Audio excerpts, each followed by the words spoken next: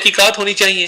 तो उस हवाले से आज इस्लामाबाद हाईकोर्ट में भी बात हुई कि एहतजाज तो उनका हक था। अब देखिए ना, एक शख्स का बेटा भी मर जाए, आप पर्चा भी ना होने दें और गिरफ्तारी भी उनकी डाल दें, जिसका बेटा मरा गिरफ्तारी उनकी डल जाए, तो मैं समझता हूँ ये अफसोसनाक है।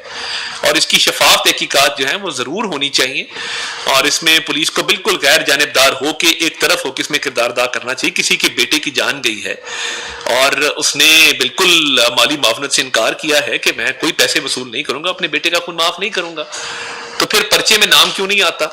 जब जिनकी बात हो रही है, इन्होंने एक प्रेस कॉन्फ्रेंस की कि मैं क़यामत वाले दिन अल्लाह ताला को जवाब देना है, ना मैं किसी से डरता हूँ, ना मैं दुनिया में किसी को जवाब दे हूँ, मैंने अल्लाह ताला के सामने पेश होना है, जो आला ओहदेदार जिनकी मैं बात कर रहा हूँ। तो क्या ही अच्छा होता कि इसमें भी अल्लाह ताला का खौफ सामने रखते और अल्लाह ताला का खौफ सामने रखते हुए कहते कि जी मेरी साहबजादी से गलती है, सरकारी गाड़ी चलाना उसको अलाउड नहीं था और चलाई है। तो ये इस पे इसकी देखें, ये मैं सिर्फ इसलिए दोबारा दोहरा दूं, बात इसलिए कर रहा हूं कि आज इस्लामाबाद हाई कोर्ट ने इस मामले को उठाया है। जो भी है इसमें इंसाफ होना चाहिए। बहुत बहुत शुक्रिया जी, थैंक यू। जैसा कि आपने कहा कि रशियन प्रेसिडेंट से भी वज़ीर-ए-आज़म साहब की गुफ्तगू हुई है बहुत से मामलों पे।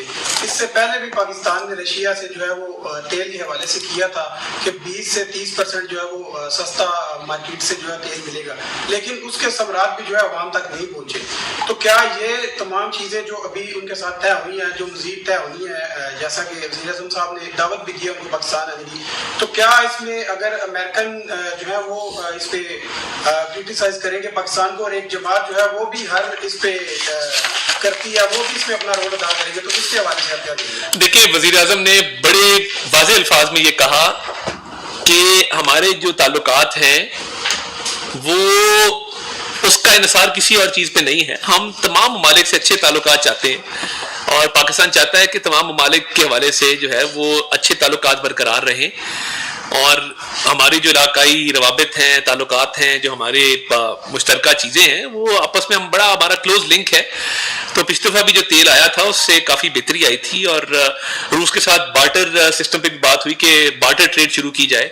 माजी में भी बार्टर ट्रेड रूस के साथ हमारी रही है और बार्टर ट्रेड की जा सकती है और मैंने बड़ा सदर पुतिन को बड़ा फोर्थ कमिंग देखा। वो इस चीज़ पे तैयार थे कि चीज़ों को तेज़ी से आगे बढ़ाया जाए। तो इंशाल्लाह ताला अब जिस तरह हम इजाफा किया गया जो कि अगेन एक बॉम्बशेल है आवाम के ऊपर। एक दूसरा आपने कहा कि आज़म इस्तेहकाम के ऊपर जो कि एक फॉर्मर सेनेटर को भी उस दिन मारा गया था जी, बड़ा अफसोसनाक है जी हिदायतुल्लाह साहब वाला मामला। तो ये जो ऑपरेशन ज़र-ए-आज़म में कुर्बानियाँ दी गई थी और एक हद तक सिक्योरिटी फोर्सेज ने ऑपरेशन में कामयाबी हासिल की थी और फिर कुछ लोगों की पॉलिसीज की वजह से एक सियासी जमात और कुछ मिलिट्री के ऑप्शन की वजह से दोबारा जो है हज़ारों की तादाद में तालिबान पाकिस्तान आए।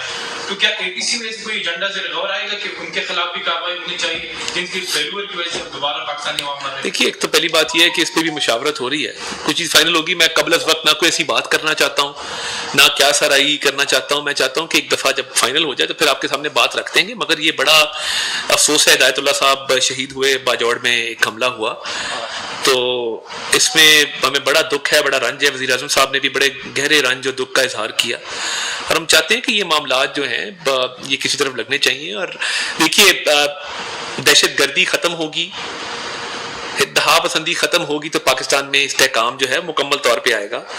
और ये दहशतगर्द जो हैं, ना इनका कोई रंग है, ना नस्ल है, ना मज़हब है, ये पाकिस्तान के ख़िलाफ़ हैं, ये पाकिस्तान के नज़रिए के ख़िलाफ़ हैं।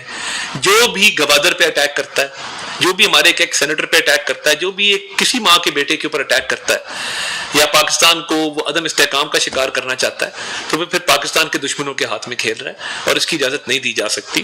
तो इस पर इंशाअल्लाह ताला इकट्ठे होंगे और कोई ना कोई लाहे अमल इख्तियार करेंगे।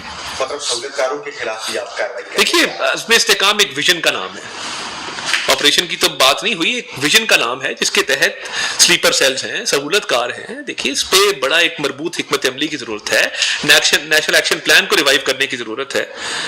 तो यही जी, उस पर कल अवैस लगारी साहब ने बड़ी तफसीली बात की और उनसे मैंने गुजारिश की है कि वो इस पर एक प्रेस कॉन्फ्रेंस करेंगे और वो एक्सप्लेन करेंगे कि ये स्लैब्स के हवाले से फाइनल फैसला क्या है, क्योंकि आपको पता है कि नेपरा के एक टैरिफ के हवाले से पावर डिवीजन एक पोजीशन ली है, तो वजीर तवानाई अवैस लगारी साहब इस पर वाज़ेह तौर पर अपना मौका बयान करेंगे और कल आपसे वो इंशाल्लाह ताला इंटरेक्ट करेंगे। बहुत शुक्रिया जी। देखिए, मैं समझता हूँ आज मैं पहले इस पे बात नहीं की मगर आज बात करूंगा, क्योंकि इस्लामाबाद हाई कोर्ट ने इस मामले को टेकअप किया है। एक गरीब आदमी सरकारी गाड़ी एक किसी आला ओहदेदार के गालिबन साहबजादी थी या जो भी था, अभी तक जो है वो पर्चा भी सुना है कि वो नामालूम अफराद के खिलाफ दर्ज हुआ है। और ये तनोली साहब बड़े खुददार आदमी हैं, गरीब आदमी मगर खुददार आदमी है, जिसने अपने बेटे का खून शायद माफ नहीं किया। तो मैं इस्लामाबाद पुलिस को कहूंगा कि इसमें बिल्कुल जो है वो गैर जानिबदारी का मुजाहरा करें। जिस तरह कोई भी मामला आता है सामने, ये हादसा हुआ, इसमें 2 लोगों की जान गई, तो इसकी शफाफ तहकीकात होनी चाहिए।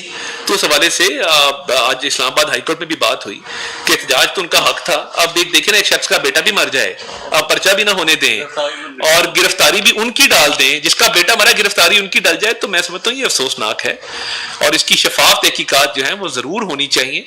और इसमें पुलिस को बिल्कुल गैर जानिबदार हो के एक तरफ हो कि इसमें किरदार